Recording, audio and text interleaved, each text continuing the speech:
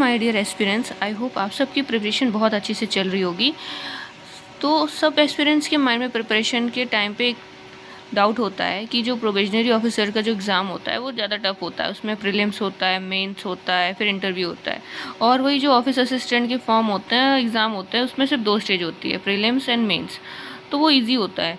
तो दोस्तों, कुछ एस्पिरेंट्स ये सोचते हैं कि हमें ऑफिसर की एग्ज़ाम देना ही नहीं चाहिए, सिर्फ क्लर्क का फॉर्म भरना चाहिए। पीओ तो हमारा होगा ही नहीं क्योंकि वो टफ़ है, उसमें इंटरव्यू है। तो देखो दोस्तों, ऐसा कुछ नहीं होता है। टफ़ और इजी सिर्फ हमारे माइंड में होता है। हम अपने माइंड को जो फीड करा दें। अगर हम सोचेंगे कि पीओ इस ईजी है, क्लर्क कठिन है, तो हमें कठिन लगने लगेगा। हमें प्रिपरेशन करनी है। हमें ये नहीं देखना है कि हमें पीओ का एग्ज़ाम देना है कि क्लर्क का एग्ज़ाम देना है। हमें सिर्फ एग्ज़ाम देना है। प्रिपरेशन इतने लेवल की करो कि चाहे वो पीओ का एग्ज़ाम हो, चाहे वो क्लर्क का एग्ज़ाम हो, हम उसे क्रैक कर पाएँ। बस सिंपल है। कॉम्प्लेक्स क्यों करना है हमें सब चीज़ों को। स्टूडेंट्स तो यूपीएससी की तैयारी करते हैं, एमपीपीएससी की तैयारी करते हैं, तो वो कितना टफ़ है। अगर वो भी ये सोचने लगे कि वो टफ़ है, तो ऐसे तो कोई कोई जॉब निकाल ही नहीं पाएगा।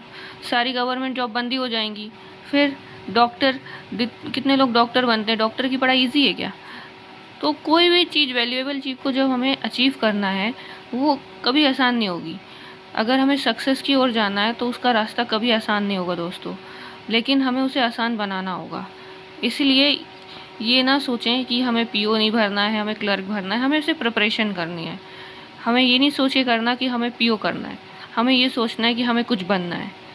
तो ये इस तरीके के जो नेगेटिव थॉट्स होते हैं, ये अपने दिमाग से निकाल दीजिए और अच्छे से प्रिपेयर कीजिए। Thank you.